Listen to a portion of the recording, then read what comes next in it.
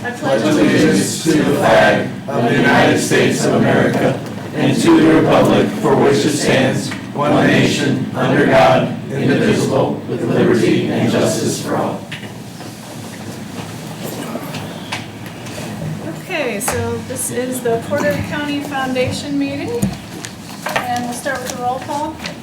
Yes, Commissioner Blaney? Present. Commissioner Good? Here. Commissioner Biggs? Oh, here.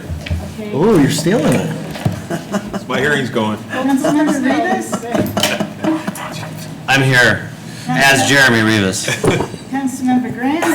Here. Councilmember Jessen? Here. Councilmember Brickner? Here. Councilmember Wagner? Councilmember Sims? Present. Councilmember Bozick? Here. And advisory member Mark Ritchie. Here. And so we have a quorum present.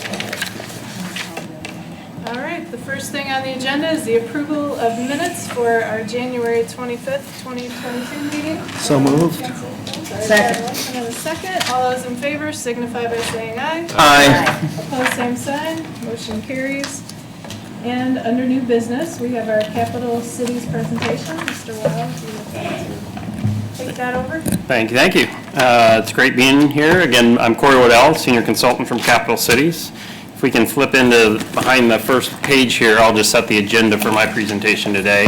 I've got our normal quarterly performance report. We are meeting at the end of June, and what we're reporting on today is actually first quarter results. So it's a little stale, but important we still cover the first quarter numbers. I also have for our special project today, our annual revisit of the portfolio construction study that we do every year. This is where we update you on the expected risk and return of the asset allocation which the investments are invested under, as well as tying that back to the spending goals of the foundation and making sure everything's still in line with your all's risk tolerance.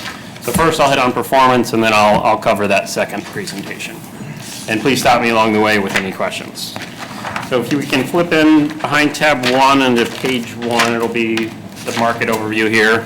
First, I'll just set the stage for what happened in the investment markets in the first quarter. There were a number of very large or loud market themes that we saw play out in the first quarter. The first was a continuation of a popular theme from 2021, and that was inflation prints becoming higher than normal. And so we've continued to see inflation here in 2022, and that has been, again, the dominant market theme. Really, the interplay of that is what the Federal Reserve and other central banks across the globe are going to do to try to combat inflation. How do you combat inflation? You reduce the money supply. You can do that a couple different ways, and the Federal Reserve has begun to do that. The first tool that they have is to raise short-term interest rates, so making lending more difficult. And the second is reducing their balance sheet, or just how much debt they have. And so both of these are underway, and again, these are the tools or the ammunition that central banks have to combat the rising inflationary environment. Investors, stock growth investors, fixed income investors don't like these things. They don't like raising interest rates. They don't like money being tighter. It creates a risk-off environment. And so that was one of the themes that we saw playing out in the first quarter. Another thing that we saw play out was the somewhat unexpected Russian invasion of Ukraine. That obviously is still ongoing today. I think a lot of market participants or market commentary seemed like that was going to be a quickly digested news story. But it's clear this is not going to be a 5-month war. It might be a multi-year war at this point. And the impending effects on the markets are going to be known and measurable. The first of that has been oil prices and other commodity prices that Russia influences. And so now we have the current inflationary environment with raising interest rates, and now we have much, much more expensive fuel costs and energy costs across the globe. So all of those things interplaying together have created a pretty dire environment, again, for the investment returns that you see on the paper. We're telling our clients that these are times where it's important to remain diversified. And I'm not going to tell you anything differently, but that is the market environment that we saw ourselves in. Just to give you some numbers here, in the middle of the page, we show you equity market returns for the first quarter. The blue bars are the 1 quarter, and then the gray bars are trailing 12-month time period. So you can see large cap core on the far left, that's the S&P 500, good proxy for U.S. equities, down about 4.6% for the quarter. As we saw, in most risk-off environments, we saw a couple themes play out. Smaller stocks were sold off more than larger cap stocks. Growthier stocks were sold off more than value-based stocks. And we've actually seen international kind of play the same as domestic here. Then on the opposite side, or on the bottom page, really the story which has been affecting the fixed income environment the most is the inflationary story, the rising interest rate environment. Basically, when you see rising interest rates within fixed income investments, you see bond prices that are actually out in the marketplace get priced downwards because higher interest rates are now available for investors, and you see temporary negative performance. And that's what we saw. The broad proxy for U.S. fixed income we typically use is the aggregate. It's the fourth column over. It experienced a 5.9% negative return in the first quarter. That's the largest 1 quarter decline in broad fixed income since back in the first quarter of 1980. And so just a very non-normal fixed income environment that we found ourselves in. So on the next page, I'll circle back to what it meant for the Porter County portfolio. In the middle of the page there, you can see where we ended the quarter as of a market value. We're $179,47,332. I will say that number, while it takes into account market depreciation for this quarter, we also pulled the, I believe it was $5.7 million, or $5.8 million, or $5.48 million for the annual draw in March as well. So you have that number of cash being pulled out as well. That also, we'll wait and see, but you might have raised some cash at a good time there too, as we have seen markets continue to be volatile. You can see your quarterly return on the far right there. Again, you're invested in a 55% equity portfolio that also has 45% allocated to core-ish fixed income. So you did participate in this choppy fixed income and choppy equity market, and the portfolio was down 5.5% for the quarter. This is right in line with your evaluation benchmark. I don't have any horror stories or blow-ups to tell you about any of your managers. You'll see at the bottom of the page everything's still in quote-unquote good standing, albeit we're seeing negative performance in this environment. The story really has been there's been no place to hide. I do want to show you a couple other slides in the performance report. If you go to page 6, or actually if you go to page 5 first, I can visualize that withdrawal there. Looks like we lost connection on here. Anyway, just at the bottom there, we do a reconciliation of the total portfolio, for those of you with the books. And you can see we started the quarter at $195 million, ended at $179. Again, had that $5.4 million withdrawal, so that was cash that is now still with the foundation. But the negative 5.5% is that unrealized $10 million there. On page 6, though, I always like to draw back to this cumulative chart when we have periods of volatility, either on the upwards or the downwards, to kind of bring the story full context. We had a market tear in 2020, 2021. We're having a pullback now. This is what markets do. It's not a straight up line. It's not a straight down line. As fiduciaries of these assets, when you're investing for perpetuity, you're managing risk. You're not trying to shoot the moon each year. You want to have a steady return, and this is one of those years where you have to stay invested in the markets. You have to stomach the fact that as investors, you have to take on risk, and it's just one of those time periods right now. Are there any questions with performance before I switch gears and update you on the asset allocation studies? Okay. Well, we'll flip behind tab 2, and then we'll be in the other PDF when you get the TV back up running. But just on page 2 to set the goals here, if you'll recall, each year we update you on what we call our capital market expectations. These are long-term views on what various asset classes might return, what their risk metrics might be, and how those assets might interplay with one another. We do this because we can use this as a tool to say, okay, well, the Porter County portfolio is 55% equity and it's 45% fixed income. And what can we expect out of this? It's not an exact science. It's obviously not going to predict the future, but it can be a tool to help guide us and understand risk. If you'll recall, last year when we did this project, we actually increased the equity allocation within the portfolio to that 55%. More often than not, we would take this presentation or this analysis as more of an opportunity to confirm our asset allocation. We wouldn't want you guys to say, you know, we're going to change it this year, change it next year, change it. That's not being a good fiduciary. And so this year, we're definitely taking the lens more so of let's confirm the asset allocation, unless I hear from you all that something drastically has changed with your all's risk tolerance. So on page 3, just to remind you, this is our fiduciary oversight calendar for 2022. We find ourselves in the top right quadrant now. We'll still tackle an investment policy statement review next quarter and our annual fee analysis before wrapping up the year.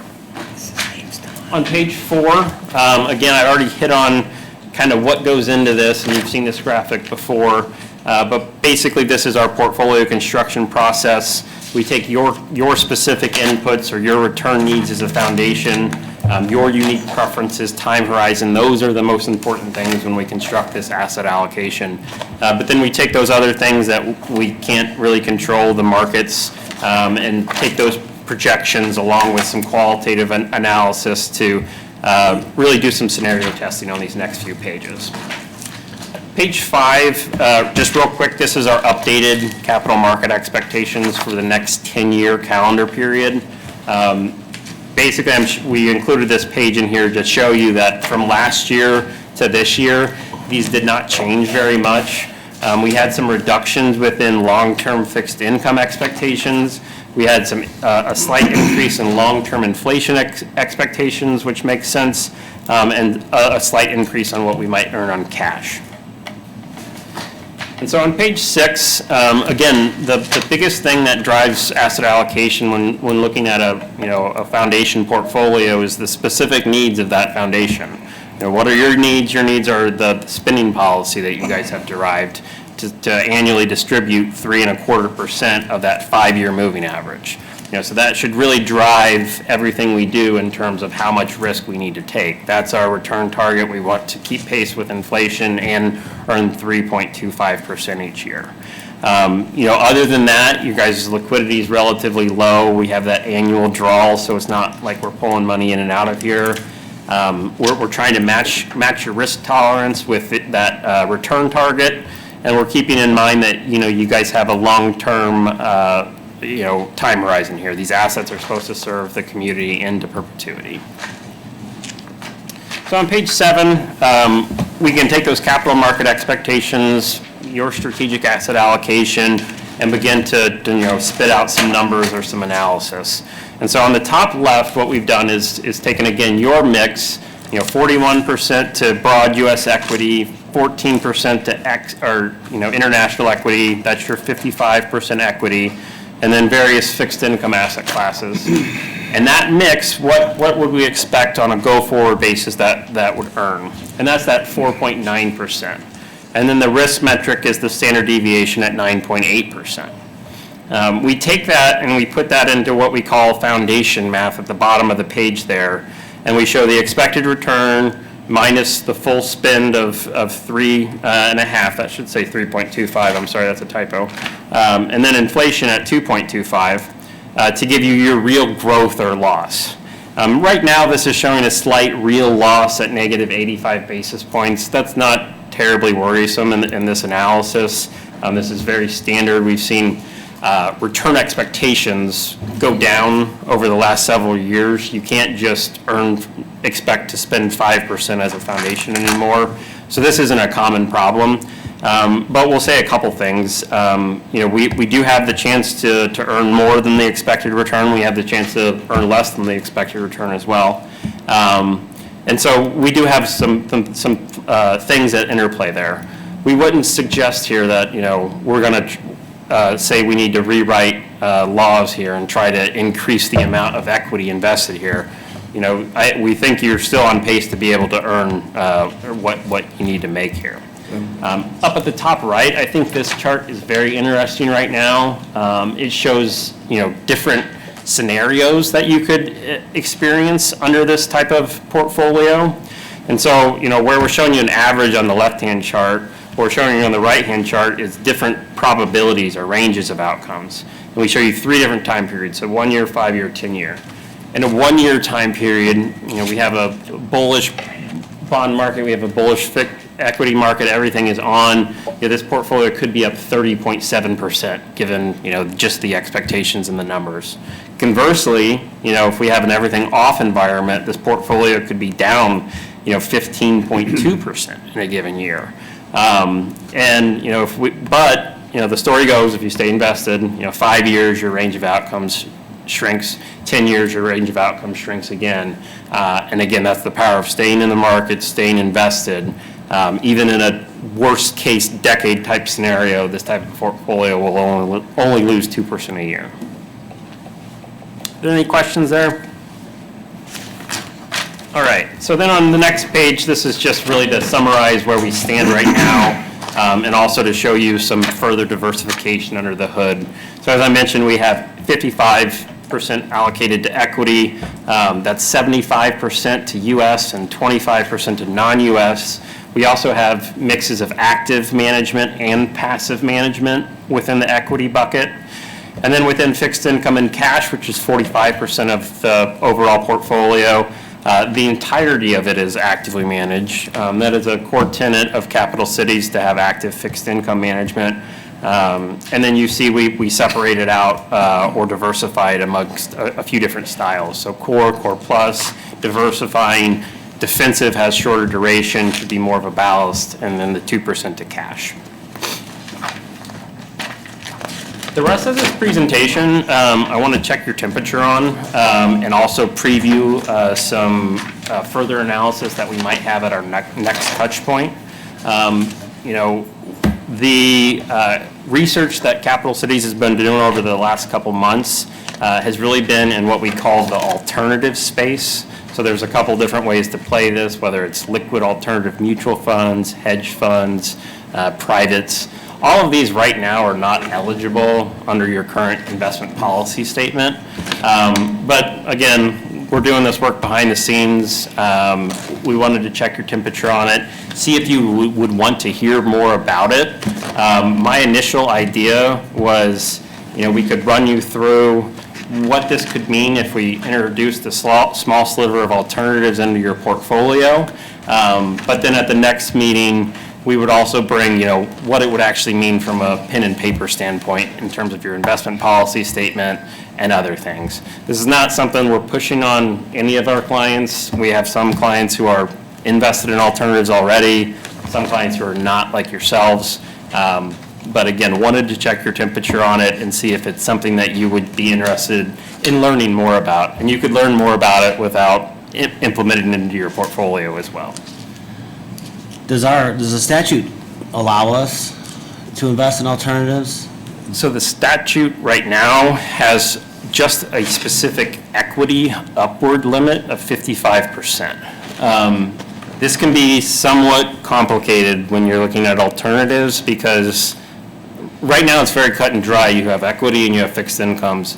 Alternatives can be defined as equity if their equity is being traded differently. And so it could be a little gray. And so those would be the conversations that we would have. When you talk about alternatives, I mean, could that include real estate or infrastructure? Yeah, it could include real estate or infrastructure. Some infrastructure is sold as equity. And then, so again, it's how it's interpreted. And we would just want to have those conversations with you. But definitely things like real estate or commodities would fall under that blanket, but also not be excluded under the equity clause within the law.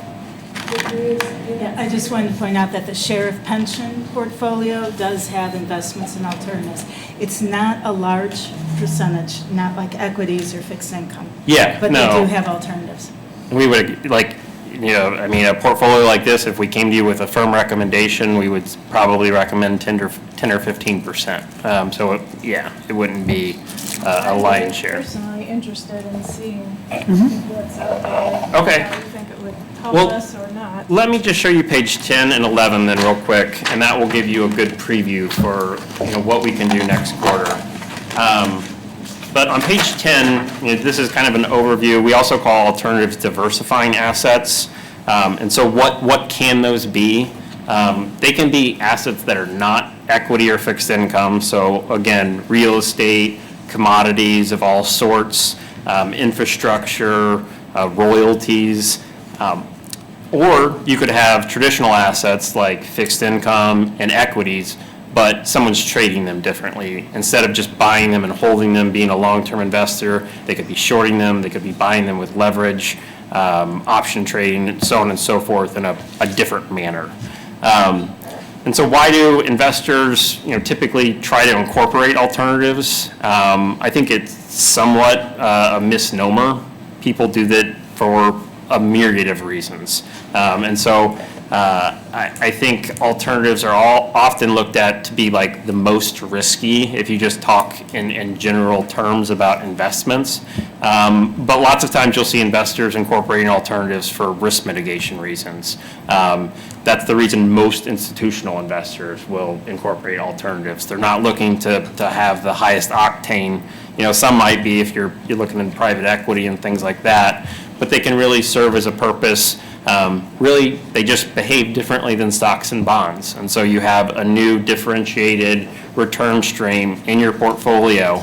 A good example, some of our other foundation clients actually do hold an infrastructure fund right now. And that infrastructure fund is one of the only funds in our client portfolios that's been positive on the year. It's just behaving differently in this environment than stocks and bonds. And so again, that's the general reason why we would like to explore these as a portfolio construction avenue. There's obviously tons of considerations when you're looking at alternatives, and a lot of those are listed. First and foremost, making sure it's compliant with the code. But then, we would go in through a deep dive with this, making sure you guys understand risk. There's more due diligence that are required on these. There's likely higher fees. Sometimes there's lower liquidity. It's never all of these, it's some of them, sometimes it's different. And so again, a lot of this would be education that we would all be willing to provide. I agree with Commissioner Blaney. I would definitely be interested to see, some alternatives. Okay. All of them, including real estate and infrastructure. Okay. Are many or most foundations in that space, or is it so new, or for foundations? I mean, I would say of our foundation clients, 80 to 90% have some type of allocation. Lots of them, if you look at this page here, are in what we call liquid alternatives. And so these are actually still mutual funds. So they're daily traded, but it could be a real estate fund or infrastructure fund. Or, lots of times we'll find just niche strategies that, again, the idea is it's not going to behave the same. And so that is a good, what we've found, foot in the water entry. This isn't, you're not going to have a separate contract. This isn't a hedge fund. it trades at Schwab like all the rest of your investments. We could rebalance it the intraday like all of your other investments.